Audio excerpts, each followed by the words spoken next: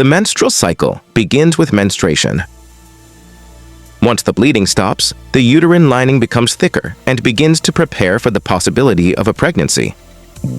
Somewhere around day 14, an egg is released from one of the ovaries and begins its journey down the fallopian tubes to the uterus. If sperm are present in the fallopian tube, fertilization can occur.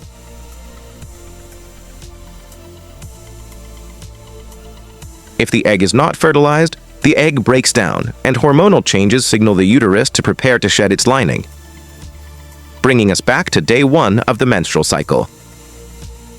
Please watch my next video if you want a more in-depth overview of how menstruation works.